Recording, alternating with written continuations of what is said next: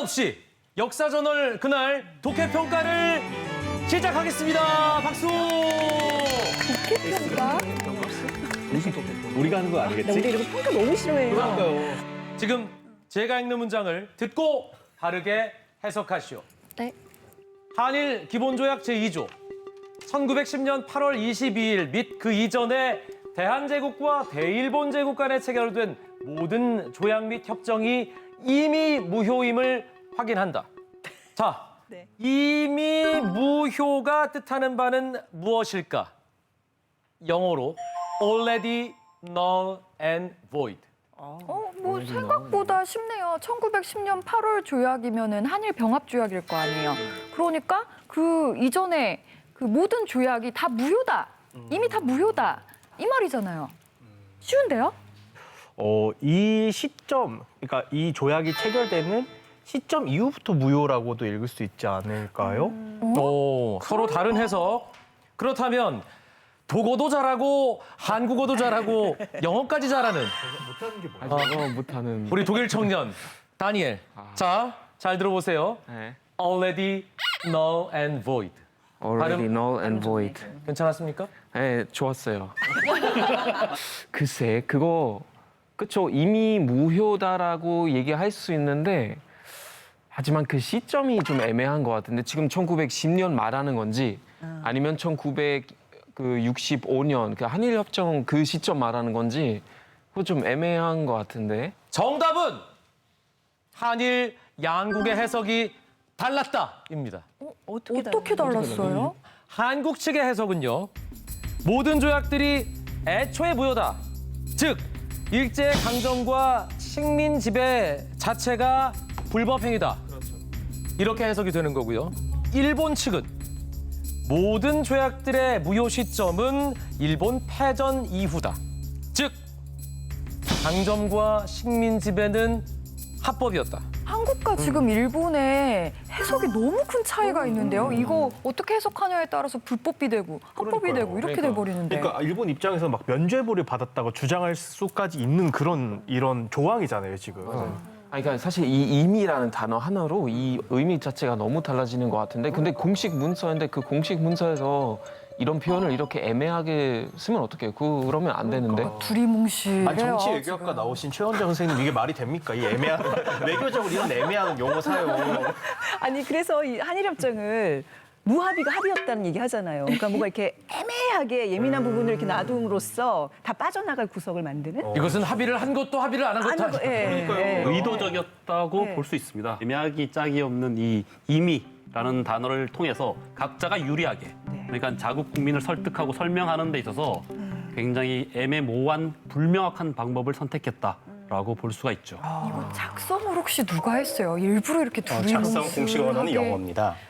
양국이 어떻게 합의를 했냐면 공식 언어는 영어로 하고 네. 그것을 각 국어로 번역해서 해석하는 것은 서로 따지지 않기로 이거 합의를 번역 문제도 있네. 아이고. 그러니까 각자 영어로 쓰고 각자 마음대로 주장하자고 합의를 했습니다. 그러니까 의도적인 거란 얘기잖아요, 지금.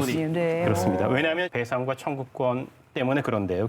그러니까 2차 대전에 한국이 일본과 관련해서 승전국으로 연합국으로 대우를 받지 못했습니다. 그래서 사실은 1951년 이후에는 배상을 요구하지 못했습니다. 그렇지만 한국에게 청구권이 있습니다. 그것을 한국이 받아야 된다고 하는 것은 일본이 국제사회에 약속한 것이었는데 문제는 일본으로서는 그것을 명확하게 언급해서 주고 싶지 않아 했습니다. 그래서 일본으로서는 경제협력이라는 방식으로 애매하게 문제를 처리하려고 했고 결국은 그것이 지금까지 한일 관계의 중요한 화약고가 되는 원인이 되었다고 볼 수 있습니다. 그래도 한일협정의 핵심은 일제강점기에 관한 내용이잖아요. 세부 조약을 그래도 찾아보면 그거에 대한 내용이 충분히 나와 있지 않을까요? 그래서 제가 준비했습니다. 한일 기본 관계에 관한 조약과 재산 및 청구권에 관한 문제 해결과 경제 협력에 관한 협정 전문을 여러분께 나눠드리겠습니다. 뭐라고 되어 있는지 하셨군요. 직접 찾아보시기 바랍니다. 이게 전문 처음 보네요. 와, 감사합니다. 꼼꼼하게 읽어보세요. 네. 시험 봅니다. 공동 이익을 증진한대요. 국제 평화와 안전을 유지하고요. 이런 거 좋네요. 아니, 그럴듯한 말은 다 있는데요, 지금. 식민지란 단어가 안 보이네. 뭐 배상, 보상 이런 얘기도 없고. 한일 관계를 위한 조약이라면서 어떻게 그런 기본적인 사항이 내용이 언급이 없을 수가 아니, 있죠? 그리고 심지어 이거를 지금 박정희 정부가 용인을 했다는 거잖아요. 이해가 잘 안 되는데 이게 이상하다. 피해 사실에 여러분. 지금 이렇게 이의 제기하는 거 이거 다 협정 위반입니다. 이의 제기라는 게 아니라 중요한 궁금하다. 내용이 빠져 있어요. 이의 제기 협정 위반. 그럼 안 돼. 아니 잘못된 조항이 있으면 그 고쳐놔야 할 거 아닙니까? 그러니까 지금? 이거 피해자에 대한 피해 사실이 없는데 이걸 어떻게 협정문이라고 할 수 있습니까? 이 협정문에 대해서 아무도 토를 달면 안 됩니다. 한일 청구권 협정 제2조 재산, 권리 및 이익과 청구권에 관한 문제가 완전히 그리고 최종적으로 해결된 것을 확인한다. 끝! 이거 뭐 토시도 땅땅 이렇게 쳐버린 거예요. 이렇게? 뭐 가버리면 뭐 어떻게 해요, 우리? 저기요. 저희 이거 억울한 부분에 대해서 소명할 때도 없고 어떻게 해야 돼요, 이거를? 뭐가 끝이야. 완전히 그리고 최종적으로 해결된 것을 확인한다. 이거 좀 낯익지 않아요? 우리 지난번에 봤던 그 위안부 관련 사건 때도 이런 표현들 계속 등장했었잖아요. 이게 일본이 언제나 이렇게 일방적으로 문제를 해결하려고 하는 그런 시도가 있을 때마다 이 표현이 나오는 것 같아요. 이게 약간 이 집의 가훈인가 봐요. 60년 전에 이렇게 일본에. 해놓으니까 아직도 아베 총리가 따라하는 거 아니에요. 여기서 솔직히 어떤 뭐 강제 노동이나 위안부 문제 아예 언급돼 있지도 않잖아요. 그러니까요. 네네. 원래 국가 간의 계약은 진짜 점 하나도 신중하게 찍어야 된다고 하잖아요. 외교문서의 그 작구 하나로 이게 족쇄가 될 수도 있고 네. 또 이게 어떤 비상구 탈출의 계기가 될 수도 있고 이런데 이거는 네. 거의 비상구가 아니라 네. 대문을 활짝 열어준 거나 다름없는 것 같아요. 아니 그래서 이 한일 협정으로 우리가 얻어낸 거는 뭔가요? 중요한 포인트는 결국은 경제협력 자금으로 받게 되는 액수의 문제였고요. 김종필 중앙정보부장이 파견되어서 일본의 당시에 오이라 마사요시 외무상을 만나게 됩니다.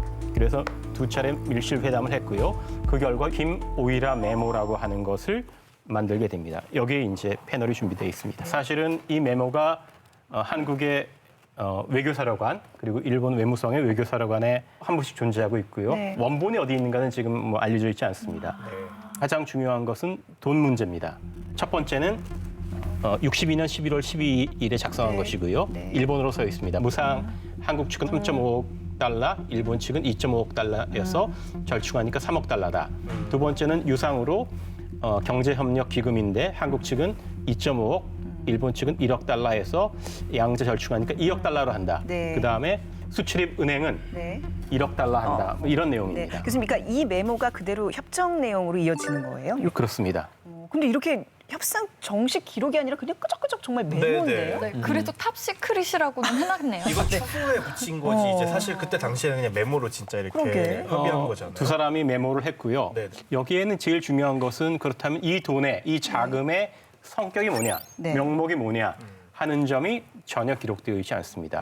배상이나 보상이나 청구권이나 경제협력이나 어떤 용어도 기록되어 있지 않습니다. 그럼 뭐라고 붙여요? 그 당시에 일본 언론에서는 뭐라고 보도됐냐면 일본 외교라인 측에서는 이게 독립축하금이다. 한국의 식민 지배가 합법적이었고 정당했기 때문에 사과나 반성이나 배상이 없다.